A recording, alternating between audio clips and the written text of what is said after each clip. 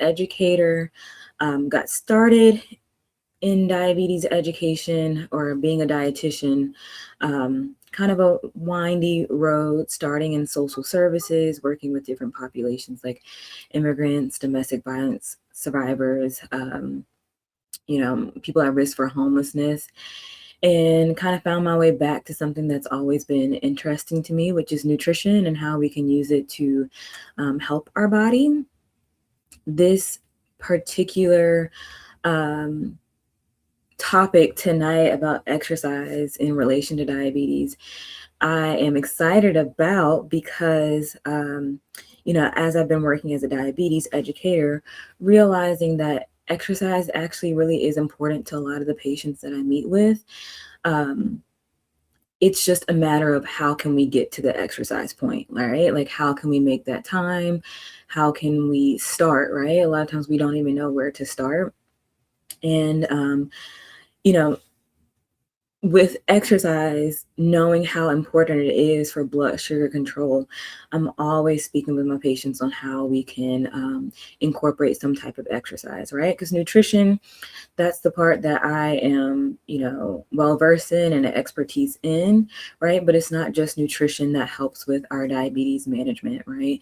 It's a mixture of different things: nutrition, medication, exercise.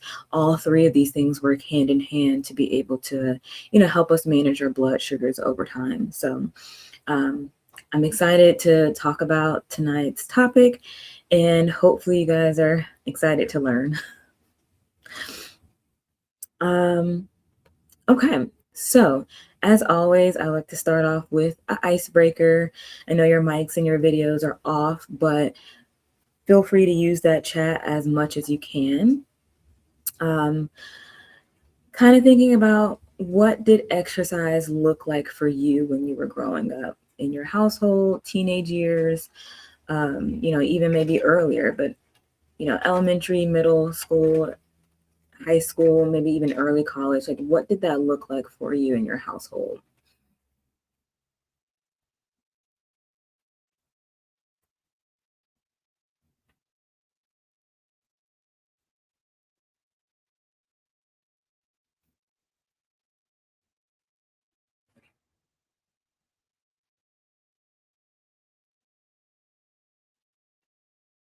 I see someone is typing. Yes. I was Um, making sure you could see. yeah, I was gonna say, well, while we're waiting for that message to load, I'll say for me, exercise looks like a team sport. So I was in cross country in my later middle school, high school years. So that was like my main way of like scheduled informal exercise. I see, I don't know full name, but I see C. Um, Only exercise I got was at school during gym in college. Yeah. Okay. So maybe something that was um, mandatory, maybe with school, like gym class, having to, have that physical education component just to kind of make sure that you passed and, did all the standards to meet your coursework for high school and in college. So, okay. Going to gym class. Someone else said we played sports all through high school and college. So again, like that organized sports, playing on a team, having that motivation well beyond yourself, right? You've got other people that are in it with you. Yeah. Dance team. Mm-hmm. Yeah. So maybe through school or not through school, but either way, definitely dance as a type of exercise and movement. Mhm. What else?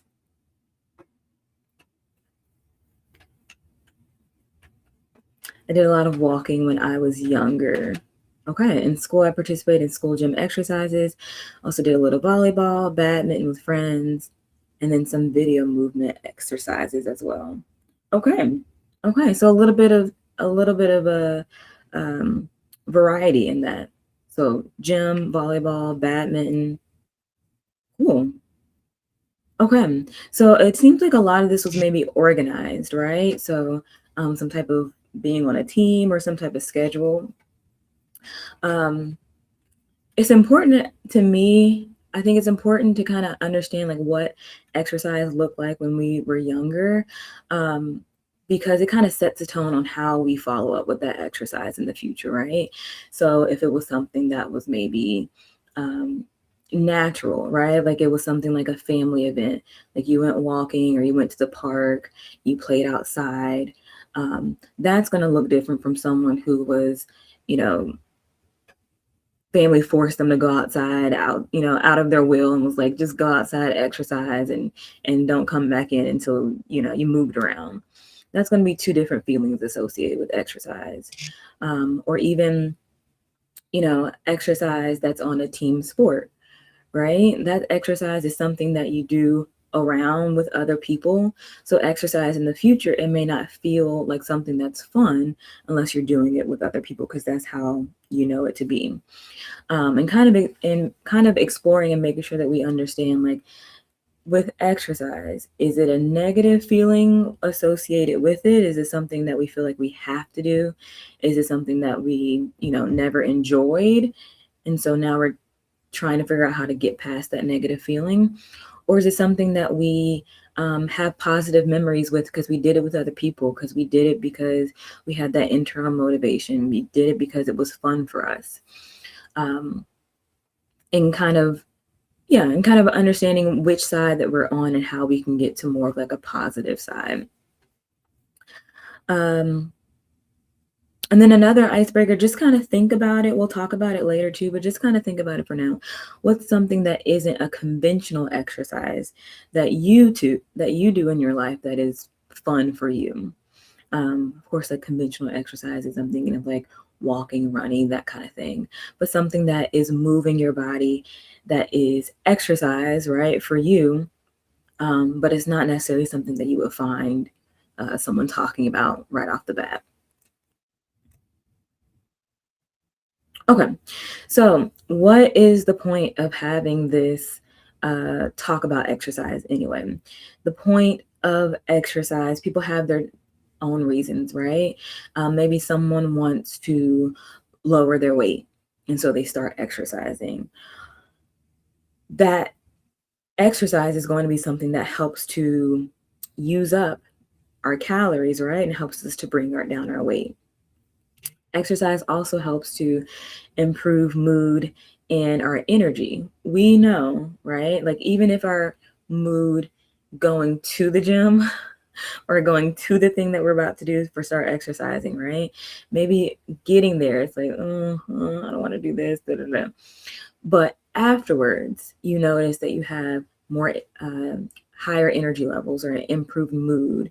You feel better. Maybe something you just can't put your finger to, but you feel better after your workout or after your exercise. Exercise also helps to prolong your mobility and increase your strength. So as we get older, right, our bones and our joints and everything, they just kind of tighten up. And so having that regular exercise helps with that flexibility and that mobility, right? When we are thinking about what do we want to do later in life, right? Is it play with our grandkids? Is it travel to, the coast of West Africa and go down the cobblestones of North of Europe, right? Like, those things take time. Maybe your interest in exercise is to make sure that you get through those things, right? You're able to go on that beach. You're able to walk around the zoo. You're able to, do 5+ miles a day walking up and down the streets, traveling, because you're not winded and because you're able to kind of keep up with the exertion that you're having. Um, Maybe it's to, reduce pain. Exercise helps with reducing pain. How?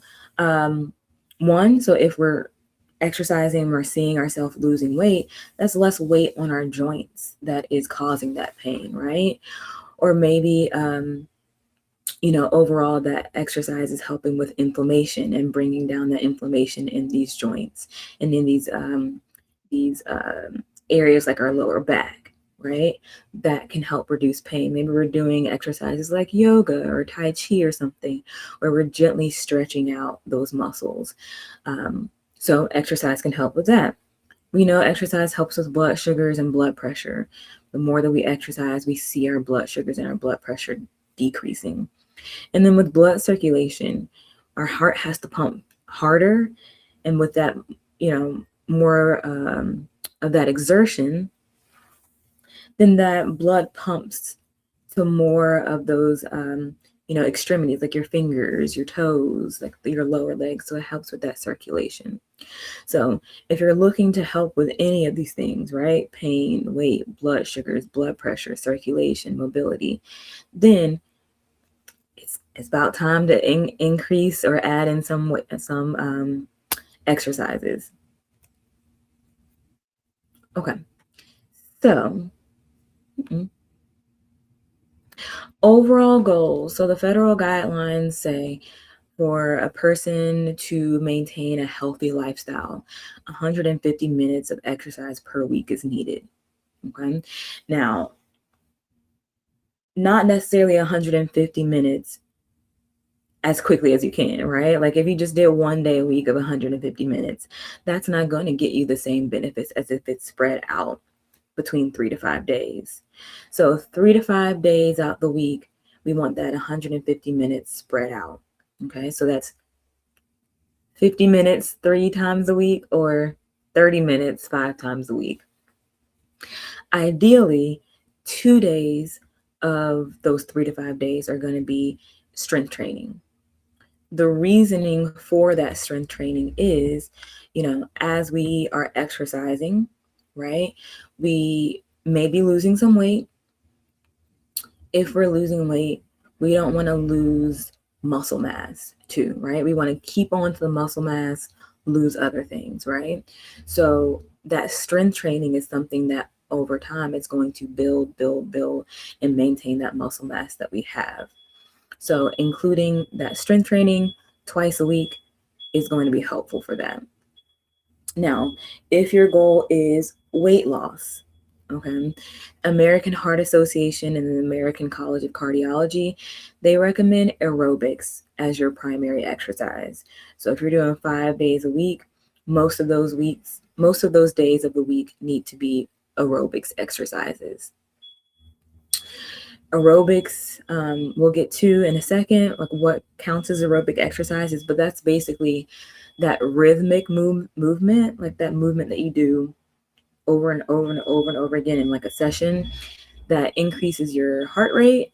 It increases your heart rate and it's like that rhythmic movement. So aerobics, if weight loss is your goal, aerobics is going to be kind of like your go-to exercise that you want to include. Okay, so before we even talk about exercises, we have to have safety first. Okay, we don't want to add an exercise at the cost of being safe. Okay, because that's going to totally negate any work that we're trying to do. So be mindful of any medications that you're on specifically for blood sugar reduction. Okay, meaning more so like insulin. So we know insulin, short-acting insulin, long-acting insulin, both work to lower your blood sugar, right? Because of that, it's a higher risk for those low blood sugar events, or like hypoglycemia, right? We know that if you have diabetes, hypoglycemia is something that we're always trying to work to prevent, and if it's happening, to treat it. So be mindful, if you're on medication, specifically insulin, okay, you may need to keep a snack on you just in case you go lower than you I guess intend to, right? That can be like some fruit snacks or something that you can eat very quickly if you see that you have a low. It's also important to check your blood sugar, again, especially if you're on insulin. Check your blood sugar before exercising. That way, if you already see that you are low, right? You can have a snack beforehand, or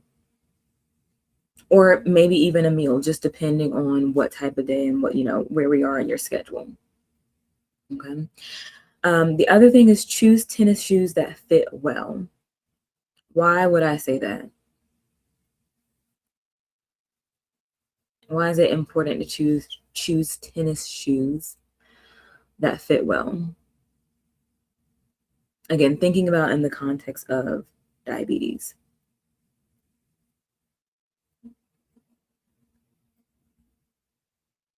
Anyone?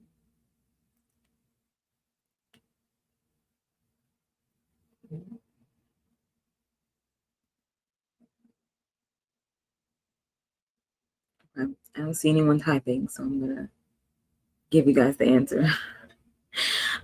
So when we're choosing tennis shoes that don't fit well, right, we run the risk of injury, specifically like what are they called? Like blisters on our feet, right? If you've ever wore shoes that were just too tight, or they rubbed against your ankle or something like that, especially if you're doing repeated movement like walking, running, biking, that kind of thing, that movement is happening over and over again in that area, and it can rub down on that first layer of skin.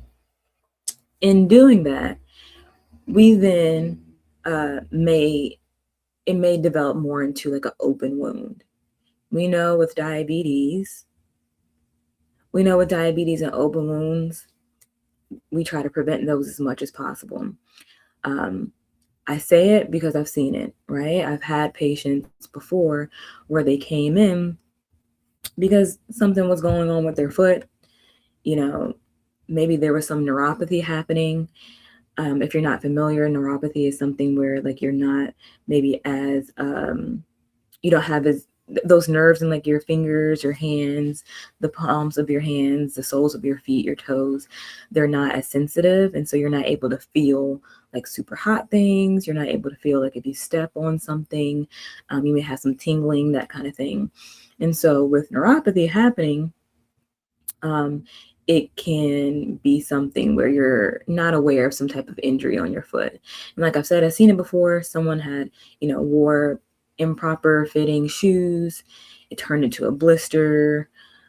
Tried to take care of it. The blister turned into like a oozing wound. The wound turned into having to get, his toes possibly amputated because they lost like blood flow after a while. So like I said, I say it because I've seen it. So because I've said it, do it. Do it. Make sure that you have tennis shoes that fit well for that exercise. Okay. The other thing is making sure that you're stretching. Okay. Especially if you're doing some type of new exercise, it's going to be using new muscles. Okay. So stretch well beforehand. That's also going to keep you from being as sore the next day. And we know that the sore part is the worst part. That is the part that may keep people from returning back to that exercise. So making sure that we stretch. Okay. Keeping hydrated. Hydrated the day of the exercise, hydrated the day before the exercise, hydrated the day after. Okay. If you're hydrating only when you're exercising, then you're probably not hydrating well. You want to make sure that you have some water. Okay. Have some water. Like I said, all throughout the week, not just on the days that you're exercising. And then also only exercise what you're cleared to do. If you know that you've just recently had surgery like on your shoulder, then you don't want to go into the gym and doing shoulder exercises too quickly, right? You only want to do what you're cleared to do. We don't want to further damage any type of tendon or any type of muscle that prolongs us being able to fully exercise the way that we want to. Okay. Okay. So in choosing what type of exercise you do, think about what your goal is. If your goal is to burn more fat, then you may be looking to do more so light and moderate exercises. What I mean by light and moderate. So light is something that you can do. It doesn't really speed up your rate of breathing, or it takes not much more than just like baseline effort, that's light exercise. And so we're doing it for a longer amount of time. Moderate meaning, it speeds up your work of breathing. It speeds up the effort, or the effort that it takes to do that exercise is a little bit more. Your heart rate increases, but it's not enough to like leave you out of breath, right? Where you're doubled over. You can carry on kind of as like slightly a conversation. So those are like your light. That's how you know if you're doing an exercise light or moderate level. Okay. So if your goal is to burn more fat, then, the carbs that you have, then light and moderate exercise are better.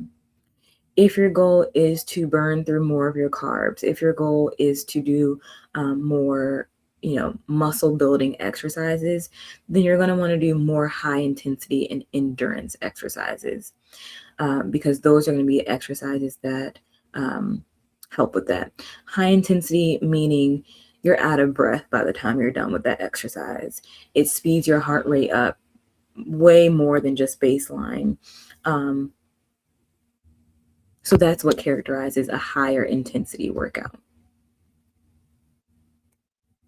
Okay. Oh, okay. So types of exercises that are types of exercises. So we have our aerobics. So I mentioned that's like the rhythmic movement that happens repeatedly in a certain exercise, right? And it gets our heart rate up. So that's walking, jogging, jumping, like jumping jacks, or even like jumping rope. It's cycling, it's swimming, right? Like you have that repeated movement that you're doing for that exercise that's happening repeatedly. You've also got strength training. So that includes anything that is the primary result of that exercise is going to be building muscle. So that's weights, lifting weights, incorporating weights. That's going to be resistance training. So like resistance bands, right? It's going to be Pilates. That's an example of some strength training.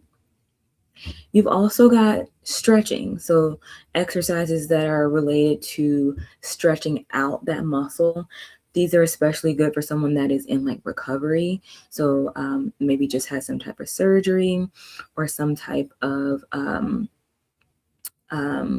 injury, but they're requiring very slow movements, right? Not necessarily like the jumping jacks or the swimming, but it's a very slow movement that you can control, right? Things like yoga is going to be like your stretching exercises. And then you got your balance exercises. These I see especially in like my older groups of people that are working on their balance, right? That's going to be things like yoga, Tai Chi. Again, you're taking it at your own pace. It's more of like a flow of movement and being in tune with your body.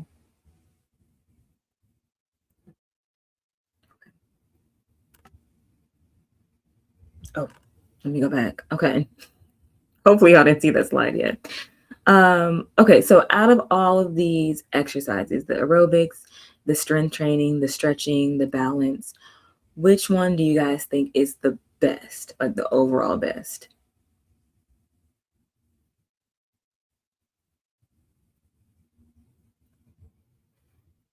Okay, so someone said walking, so aerobics. Someone said line dancing, so again, that rhythmic movement, aerobics. Yoga or Tai Chi. Okay, so the stretching, balance ones. Anyone else?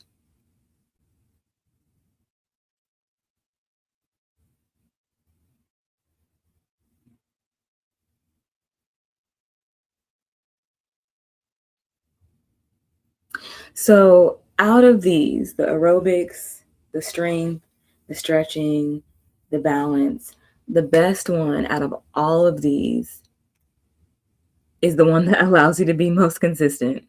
Okay. There's no one that is better than the other. Okay. The idea is that any type of exercise you do, you choose whatever you can be most consistent at, whether it's something that is um, um, easier for you to do, right? It's more convenient. If the gym is right there because it's literally in your place of work, and that's the most convenient and that's the easiest, and you'll be more consistent at that, that's the one. If it is going to be swimming because that is something that you grew up doing, that's something that is natural for you to do, then swimming is going to be the best exercise. If it is line dancing, like you mentioned, C, um, because it's helpful for your thinking and your mental capacity, and you feel yourself kind of woosawing when you do it, that's going to be the best exercise. It's all individual based. Like you'll see, people online saying this is the best exercise, this is the best exercise. If you want to, get this result, do this. The best exercise is the one that you can do consistently. Remember, we're thinking about this from not just how can we change our life in 60 days, right? It's long term, right? Years and years and years down the road. What is something that we can do that will keep us moving long term? Ideally, it's fun too. So like C said, like it looks like it's fun for them, right? Um, Someone else said like even before like an exercise growing up, right? Badminton with the friends. That's going to be a fun exercise. Ideally, it's fun because then we're associating that positive um, perspective with it. And so it's going to be something that we don't feel that, oh, I have to do this again to exercise and get this results. Like you feel fun and you feel like you want to do it. So hopefully it's fun too. So I had told you guys to kind of think about, again, those non-conventional ways of exercising that you may participate in. So hopefully you've been thinking about it. Now is the time to drop it in the chat, things that you do that is movement, but off the bat, maybe someone doesn't think of as exercising. I like the line dancing. I am a sucker for line dancing. If someone turns a song on and I know that line dancing, I will literally be on the dance floor. Okay, so someone says at 87 years old, I do all as a mixture for balance, range and motion, and maintaining muscle. I think that's a great point. So let me go back to the earlier slide. Of all of these, right, have their place, right? Strength resistance or strength training and resistance training, that's going to help with muscle, right? Stretching, that's going to help with that slow, controlled movement, right? That really helps to build a lot of times like core strength or even like those strength and like those tight muscles. Balance is going to be helpful, especially as we get older, to be able to maintain that balance. And then aerobic exercises that helps with heart health. That cardio is going to be helpful. That repeated movement is going to be helpful for our joints too. So a mixture of all is important. I'm glad that you brought that up. I think that was Richard,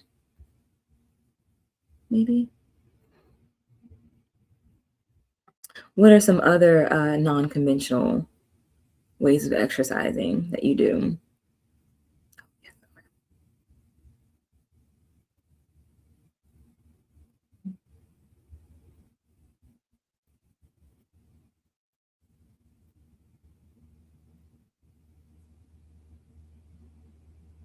Roller skating.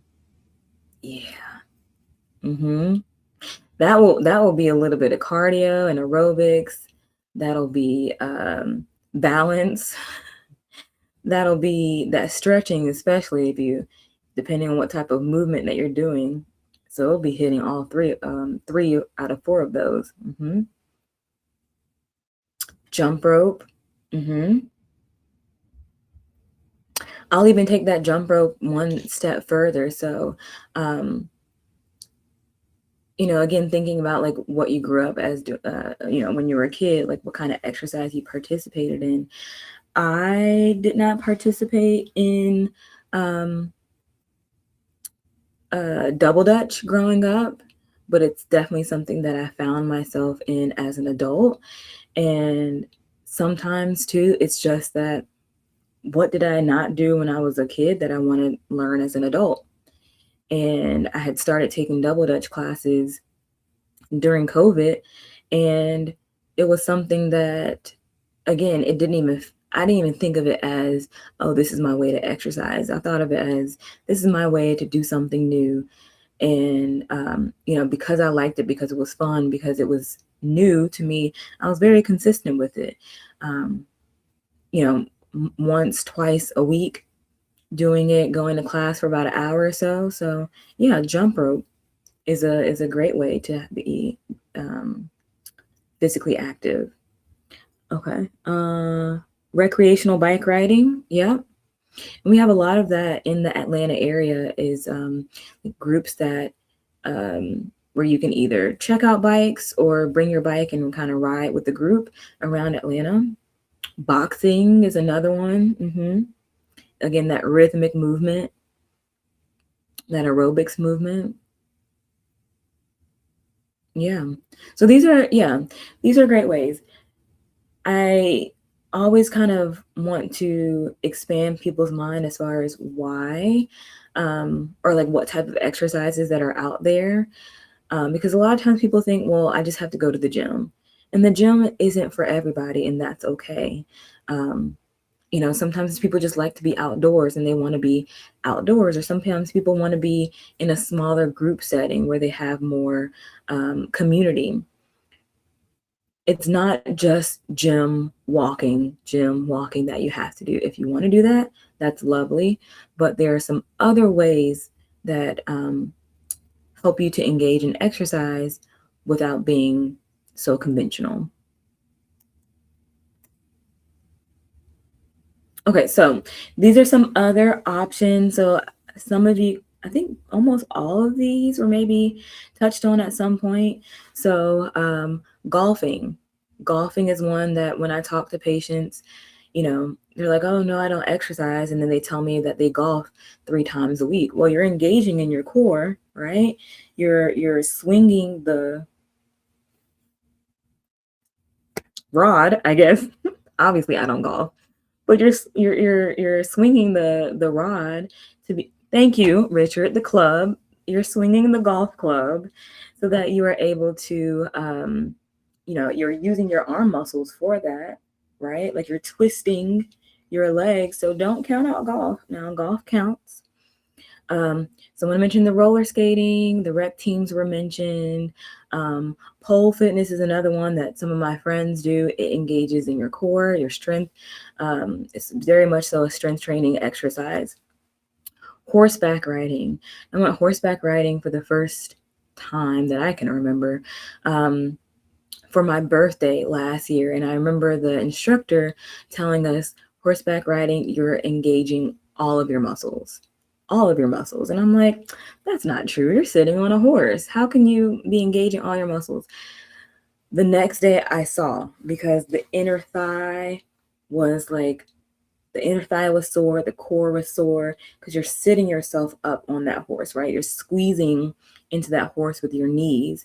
And so really everything is tightened up and tensed up. So that is, engaging your muscle. The dance classes were mentioned. Zumba was really big at some point. I don't know if it still is, but Zumba or any type of line dancing, that works as well, whether it's on a rec team like basketball or volleyball, or soccer. There's tons of adult rec teams, and a lot of them are for beginners as well. So if you want to learn something new or activate something that you did while you were in school. Roller skating was mentioned. Rock climbing is another one.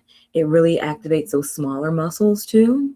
And then hiking, right? Hiking, or even just like walking on a trail, right? With some low, moderate, high level of difficulty.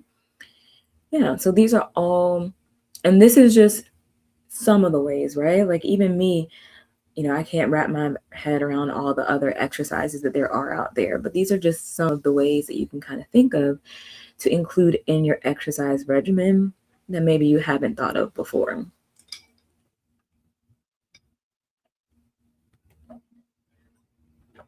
Okay, so going back to the diabetes portion, okay, how can exercise impact your blood sugars? So overall, exercise reduces blood sugars. Okay, that's just overall. Okay, if you're exercising more, if you go from not exercising, you know, the first half of the year, right, and then July through December, you're exercising more, overall, you will see a reduction in your blood sugar numbers. Okay, now I will say, don't be alarmed if you see a temporary increase in your blood sugars with some exercises. Okay, so we know that when we're using our muscles contract. Okay. And to be able to contract, it uses glucose. Okay. Glucose meaning sugar, sugar, glucose, same thing. So, in order to contract and be used, our muscles use glucose and they pretty much take it straight from the blood. So, you'll see your blood sugars reduce, right? Right. Maybe you start the walk at 147, right? And after a 20-minute walk, you see your blood sugars at 102. So it will reduce your blood sugars just naturally because your muscles are using that glucose in your blood for energy. However, there are times, like I said, you may see a temporary increase in your blood sugars with some exercises. Those exercises may be things like sprints or very heavy lifting, like weightlifting, or any other exercises that are very high intense exercises. Does that mean you should not include them? No.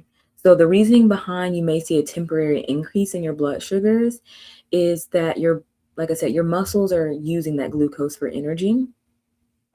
If your body is sensing, oh shoot, this person is, using a lot more energy than maybe what's out in the blood right now, then it may send out some reserves of glucose. So we store glucose in our body. Our liver may send out some reserves of glucose to account for that high intensity exercise that we're doing. Right. And so I've seen, blood sugars where someone's like, hey, I went to the gym and I saw my blood sugars increase. What was that about? And I tell them, don't worry, especially if you're doing higher intensity exercises, that's not uncommon. Okay. Overall, right, we will see a decrease in blood sugars, and that blood sugar reduction can last, after exercise, but also up to 24 hours of reduction in blood sugar after the exercise that we did. Okay. Not only can we see it reduce, for that 24 hours, but if we're doing exercise consistently, right, that means we're lowering our blood sugar throughout the week consistently. We'll see that translate into our A1C coming down. So over time, blood sugars typically decrease with exercise. I will say timing of the exercise and meals matter. So, meaning this, if you are exercising in the morning and you don't have anything on your stomach, right? So remember I talked about making sure, especially if you're on insulin, that you have some type of snack with you, right? If you're starting your exercise in the morning on an empty stomach, you may see your blood sugars go down a little bit more than you want them to. Like it goes down, which is great, but it goes down into maybe getting close to like dangerously low. So it may be better to have a snack or a meal before your exercise in the morning time. The other reason maybe you don't want to exercise on a fasted stomach or a stomach without anything in it in the morning time is, I don't know if you guys have ever heard of the dawn phenomenon, where your body senses that you're awake and it kind of sends out that extra blood sugar in the morning, right? Well, if you're doing some type of high intensity exercise and your blood sugars are already a little bit higher, right? And you're doing some high intensity exercise and you may see your blood sugars get a little bit more higher than you want. So usually I'm recommending if we can work in that exercise after a meal, that's going to be a little bit more controlled blood sugar management. Okay. So making sure that we have some type of snack or some type of meal in our belly before exercising to a certain degree. To understand how that type of exercise that you participate in affects your blood sugars, then you want to make sure that you monitor it, right? I'm telling you, right, that walking helps to bring down your blood sugars, but it's different from me telling you than you seeing it yourself. So if you're able to, right, like if you're working out in your home or you're doing some exercise like around the neighborhood and you're able to carry your glucometer with you, or if you have a CGM, you're able to look at it. See what your blood sugars are before working out, see what your blood sugars are after working out. And then that way you can kind of adjust, right? Maybe you need to have a snack beforehand. Maybe you need to, increase the amount of or the timing of the exercise that you're doing. Just depends on what your blood sugars are looking like. Okay. You may need to choose more moderate, intense workouts, right? Or low weight strength training if you see that your blood sugars are going up a little higher than you want to in that temporary increase. Okay.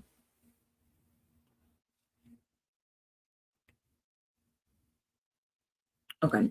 I also want to take time to think about limitations. So I know a lot of times when I talk to patients, their mobility is limited and they are not able to do some exercises, or they say I haven't exercised because of X, Y, and Z. That X, Y, and Z may be because of pain in their back or their shoulders or their legs or their hips. It could be because of a recent surgery that's left them with limited mobility. It could be because of the neuropathy in their hands and feet that they're not able to feel things, right? So they're staying away from possible hazards like a gym where something can drop on their foot and they not really realize the severity of it. It could be excess weight, right? Like that is putting a lot of pressure on your joints, so you're not able to do the exercises that you want to. It could be age, and that being a limitation on as far as like your mobility. It could be that you recently lost a lot of muscle in your upper body or lower body. So being aware of where that is, right? Maybe if we have some type of upper body issue, we focus on lower body, right? We do some exercises that are limited to just our quads and our hamstrings and our calves, right? And that flexibility in there. Or maybe if we're having some knee issues or some foot pain or something, we're doing like these seated chair exercises, something that is putting that pressure off of our lower body, but we're still engaging our core and our upper body. Modified exercises can still fit in your plan. You don't have to do an all-out gym exercise for it to still count. Okay. I had a link that I thought about sharing, but just know that there are many YouTube videos that are out there that are upper body only or lower body only that you can engage in, chair exercises, limited mobility exercises that you can engage in. Okay. So, I'm assuming that everyone here is interested in the topic and is either already making some changes or looking to start making some changes. So, taking these next few minutes to just kind of understand how we can set a goal for ourselves when looking at exercise to make it again something that we can be consistent at, and because of that, successful. The most successful goals are ones that are SMART. I don't know if you guys have ever heard of that, but something that is specific, a goal that is measurable, a goal that is attainable for you, relevant, right? And has some type of time restriction or time associated with it. Okay. So a not so smart goal would be if you were just like, I want to start working out. Okay. It's a great intention, right? But we can get even more specific with it so that we can understand and hold ourselves accountable. So maybe it's not, I just want to start working out. We put that specificity to it and we say, I will start swim classes at the YMCA. That's better, right? It's got some more clarity to it. But then we add that M piece to it, that measurable part to it. I will take swim classes at the YMCA twice a week, right? We can measure, we can check off. I did it on Tuesday, I did it on Thursday. That's twice a week. Then we look at, is it attainable, right? Maybe we can't do swim class on the weekdays, but on the weekends, our schedule's more free. So why make a goal of, 2 days a week? But maybe we need to say, I will take swim classes at the YMCA twice a week on the weekends. Okay. Then is it relevant? If I said that I was going to start boxing, especially if I'm not interested in boxing, that's not relevant to me. But if, who was it? If C, I don't know what C stands for, but if C said, I'm interested in line dancing, that's relevant to her. So she would make a goal related to line dancing. So that R piece with this goal is, I'm taking swim classes at the YMCA twice a week on the weekends to achieve a childhood goal of learning how to swim. And then to throw it all together or tie it all together, we've got that time piece to it. So T, I'm going to take classes at the YMCA or swim classes at the YMCA twice a week on the weekends to achieve a childhood goal of learning how to swim for the next 3 months. Okay, so we've got that time boundary to it. So if we take a minute, like I said, I'm assuming, maybe I'm assuming wrong, but I'm assuming if you're here, you're interested in starting or continuing a exercise related or exercise activity. So to hold yourself accountable, make a SMART goal. Think about a SMART goal that you can write out in the next minute or so. Something that is specific, measurable, attainable, realistic or relevant, right? And time bound to you. And if you feel comfortable sharing, the chat is always open for you to share.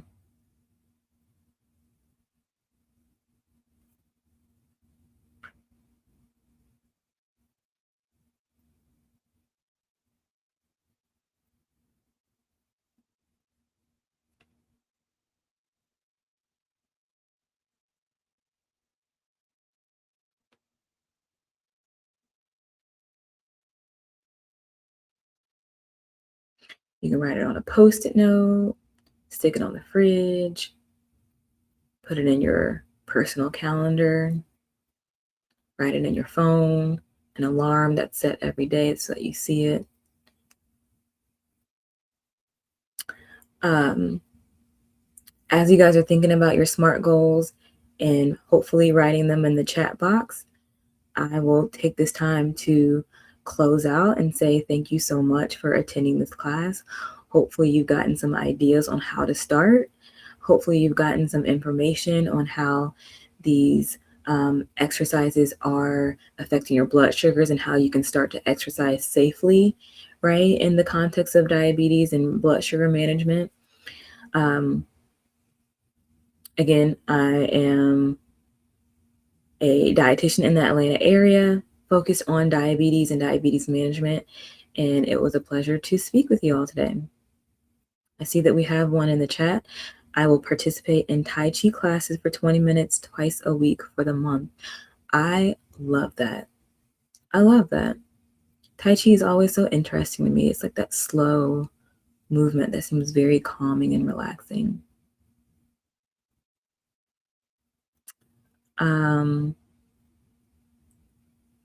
Of course, you are welcome. I want to scroll, because I didn't forget. A said, what type of exercising do you recommend during one cycle? So it depends, right? There's of a menstrual cycle, there are 4 separate sections, right? Oh, of course. Thank you. Thank you for coming. There's 4 separate portions of the cycle, right? When we're on the our menstrual cycle, we may need to have more of those slow, controlled movements where we're more in tune with our body. So that may be more of like the balance and the stretching portion. Whereas if we're, I forget what part of it, if it's the luteal or the follicular phase of our cycle, where we're feeling a little bit more empowered, we're feeling a bit more confident in ourselves, then that may be the time that we focus on more of like that intense, more intense, higher intensity exercise, because that's something that we know that we are up for, right? And then we're testing those boundaries at that time. Hopefully that helps.